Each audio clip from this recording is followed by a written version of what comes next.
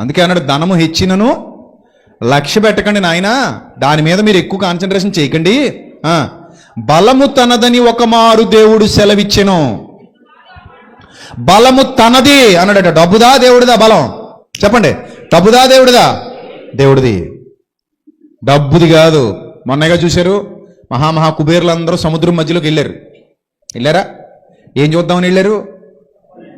Titanic వాడు ఎలా ఉందో చూసి వద్దామని వెళ్ళారు. ఒక మంచి కాస్ట్లీ సబ్మెరీన్ లాంటిది ఒకటి తయారు చేసుకొని అందులో వెళ్ళారు. లోపలికి వెళ్ళారు, హ్యాపీగా వచ్చేస్తామని అనుకుని వెళ్ళారు. కుబేర్లు మళ్ళీ మామూలు కాదు, ఫుల్ డబ్బు, తక్కువ లేదు వాళ్ళ దగ్గర, చాలా ఉంది. అప్పర్ కుబేర్లు వెళ్ళారు లోపలికి. అందులో తండ్రి కొడుకులు ఇద్దరు ఉన్నారట.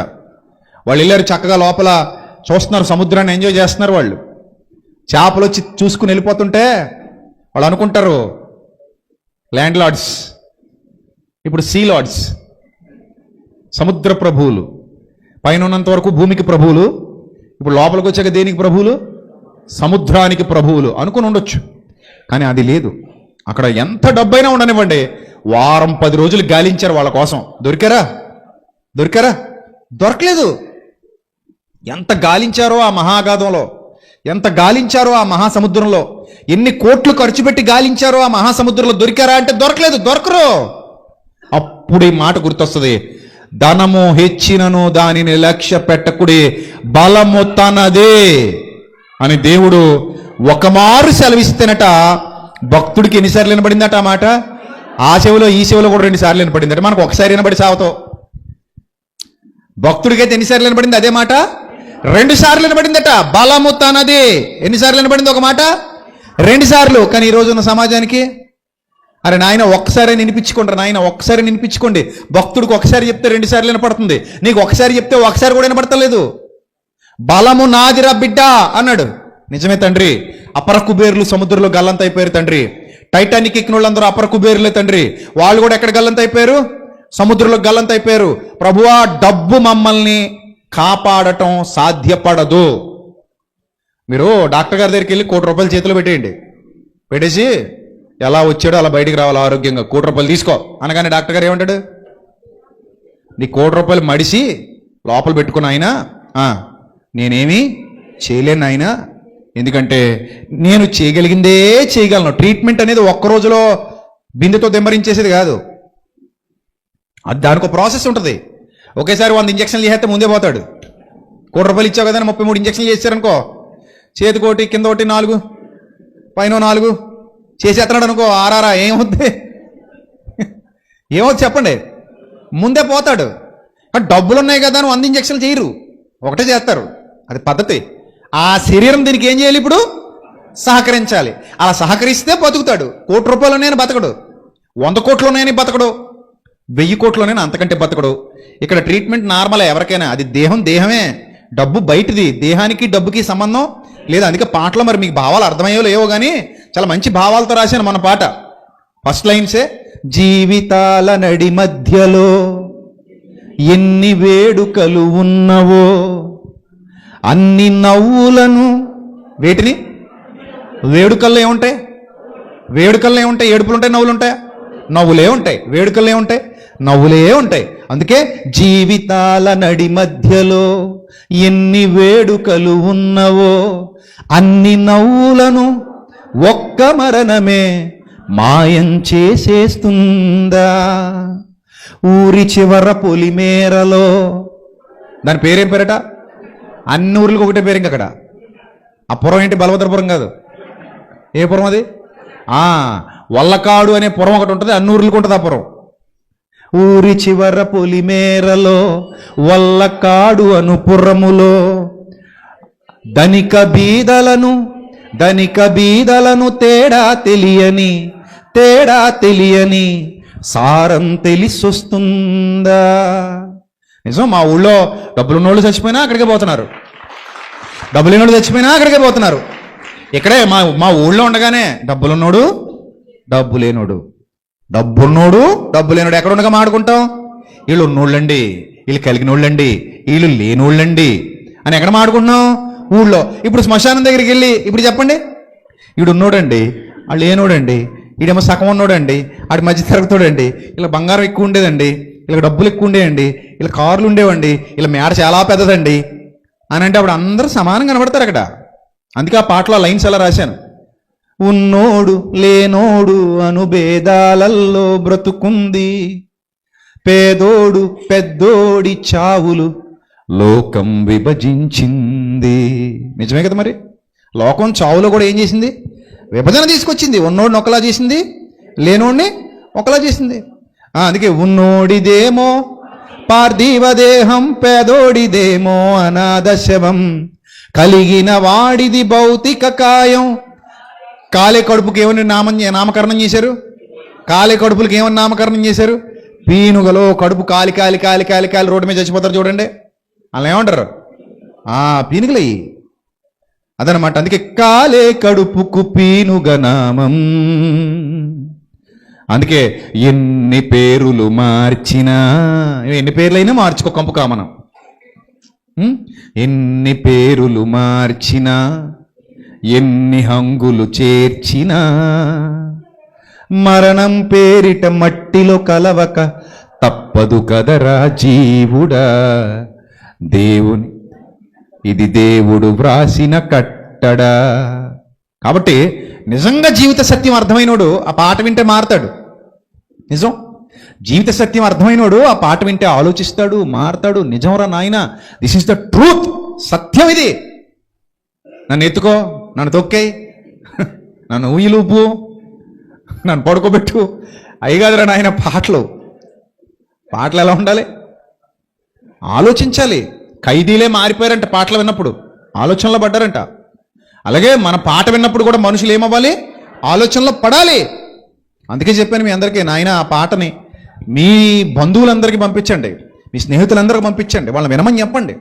ఈ పాటల భావాలు గ్రహించవయ్యా అని ఇతర విశ్వాసాలకు చెందిన వాళ్ళైనా పర్లేదు, అది అన్ని మతాలకు అర్థమవుతుంది, పంపించండి అని చెప్పాను. సో దేవుని జ్ఞానం. అందుకే నీ ఆత్మకు ముగింపు ఎక్కడా, నీ ఆత్మకు చోటు ఎక్కడా, నీ ఆత్మ ఎక్కడికి వెళ్తుంది? ఈ ఆలోచన అందరికి రావాలి, అందరికి రావాలి. ఈ నవ్వులన్నీ మాయమైపోతాయి ఒకరోజు, అన్నీ ఏడుపుతో ముగుస్తాయి. ఏడుపుతో మొదలవుతాం, ఏడుపుతో ముగుస్తాం, ఏడుపుతో మొదలవుతాం, ఏడుపుతో ముగుస్తాం. అంతే, కరెక్ట్. అది పుట్టినప్పుడు ఏడుస్తాం, చచ్చిపోయినప్పుడు ఏడుపులే. పుట్టినప్పుడు ఏడుపులే, చచ్చిపోయినప్పుడు ఏడుపులే. ఏడుపుతో మొదలైంది జీవితం, ఏడుపుతోనే ముగిసిపోయింది. అందుకే నవ్వులన్నీ మాయమైపోతాయి అట, మధ్యలో ఉన్న నవ్వులన్నీ మాయమైపోతాయి. అదే రాశాను ఆ పాటలో. పాట ఓపెనింగ్లోనే ఆ లైన్ ఉంటుంది. ఆ నడి మధ్యలో ఉన్న వేడుకల్లో ఉన్న నవ్వులన్నీ ఒక మరణం వచ్చి ఏం చేసింది? మాయం చేసేసింది. కాబట్టి బలము నాది అన్నాడు దేవుడు. బలం ఎవరిది? నాది అన్నాడు దేవుడు. అందుకే ధనమా దేవుడా అంటే నాకు నా దేవుడే ముఖ్యం, ధనం కాదు. ఈ జీవితంలో మనకి ఏం జరగబోతుందో ఈ రోజుకైతే ఇన్ఫర్మేషన్ ఏమీ లేదు. కానీ దేవుని కృప ఎవరికైతే ఉందో వాడు ఎప్పుడు కూడా హ్యాపీగా ఉంటాడట. అదే రాయబడింది గ్రంథంలో. దేవుని కృప పొందినవాడు ఎప్పుడు ఎలా ఉంటాడు?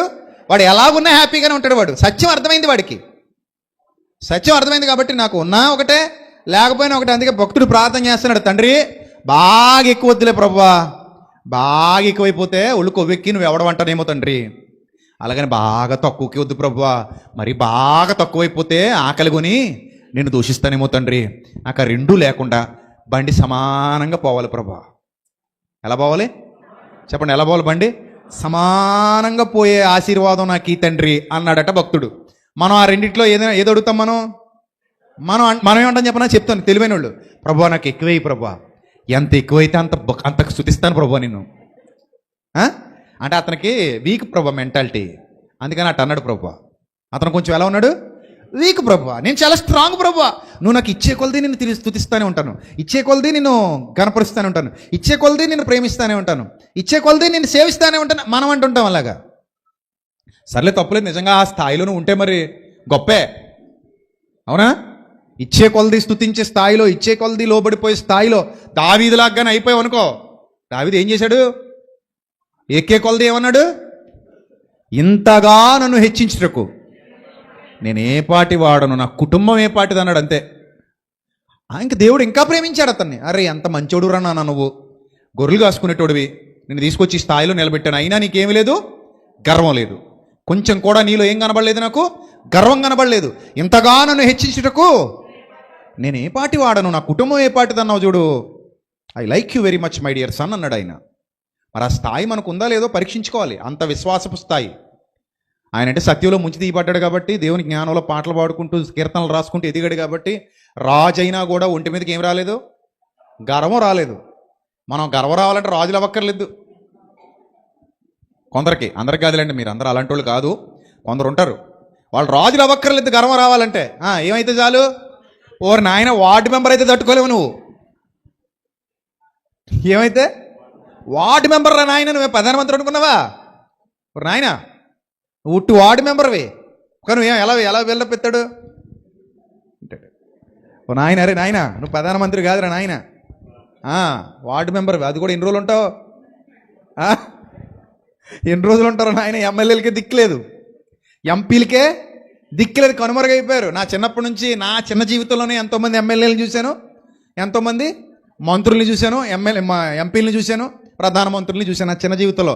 వాళ్ళు ఇప్పుడు మాయమైపోయారు. వాళ్ళ ఫ్లెక్సీలు ఎవడో పెడతలే. త్వరలో ఇప్పుడున్న వాళ్ళు ఫ్లెక్సీలు కూడా ఎవరు పెట్టరు. కాబట్టి అధికారం అనేది శాశ్వతం కాదు. దానికే అంత విర్రవీగిపోవాలి. డబ్బులు డబ్బులు డబ్బులు డబ్బులు ఉంటే ఉండనే, ఎంత ఉంటే అంత తగ్గి ఉండనే, వస్తే రాని, ఏమో చెప్పలేము. ఏమో దేవుడు నిన్ను ఎలా దీవించబోతున్నాడో తెలీదు, నేను ఎలా హెచ్చించబోతున్నాడో తెలీదు. తీసేసిందంతా కూడా యోబుకు మళ్ళీ ఏం చేశాడు, ఇచ్చాడు. అలాగే అరిమతి యోసేపు యేసు ప్రభు కాలానికి ధనవంతుడిగా ఉన్నాడు, అయినా గర్వం లేదు సుమా. తాను తొలిపించుకున్న సమాధి ఎవరికి ఇచ్చాడట, ప్రభుకి ఇచ్చి కనపరిచాడట. ఎంత వ్యతిరేకతలో ఇచ్చాడో ఆ సమాధిని ప్రభుకి ఇచ్చి కనపరిచాడు. కొర్నేలు కూడా ఏమాత్రం, ఏ సమితి కూడా శతాధిపతి, అధికారం ఉంది, డబ్బు ఉంది, రెండు ఉన్నాయి. అసలు రెండున్నోడిని ఎవడు పట్టుకోలేడు. ఒక పక్క శతాధిపతి, ఒక పక్క ధనవంతుడు. అయినా కూడా ఏ సమిత్తు గర్వం రాలేదు. డబ్బు పెరుగుతున్న కొలది లోపడ్డాడు, డబ్బు పెరుగుతున్న కొలది తగ్గించుకున్నాడు, డబ్బు పెరుగుతున్న కొలది తన అహాన్ని చంపేసుకున్నాడు. బలము దేవుడిది అని గౌరవించడం నేర్చుకున్నాడు. మనం కూడా మన డబ్బుతో చెప్పగలగాలి. ఫోన్పేతో చెప్తావా, గూగుల్ పేతో చెప్తావా, లేకపోతే నీ దగ్గర ఉన్న క్యాష్తో చెప్తావా? చెప్పు, ఏమని చెప్పాలి చెప్పండి గట్టిగా, ఏమని చెప్పాలి? నా బలము నీది కాదు, నా దగ్గర ఉన్న ధనమా, నా ధనమా, చెప్పండి, నాతో పాటు చెప్పండి, నా ధనమా. అది ఫోన్పేలో ఉన్నా, గూగుల్ పేలో ఉన్నా, జేబులో ఉన్నా, ఇంట్లో ఉన్నా, బ్యాంకులో ఉన్నా, భూముల రూపంలో ఉన్నా, ఆస్తుల రూపంలో ఉన్నా, ఇళ్ల రూపంలో ఉన్నా, పొలాల రూపంలో ఉన్నా, స్థలాల రూపంలో ఉన్నా, బంగారం రూపంలో ఉన్నా, బట్టల రూపంలో ఉన్నా, ఇంకే రూపంలో ఉన్నా, ఇంకే రూపంలో ఉన్నా, దాంతో చెప్పండి, నా ధనమా, నా బలం నువ్వు కాదు, నా బలం నా తండ్రి, నా దేవుడే. నా బలము నా దేవుడే, నా బలము నువ్వు కాదు.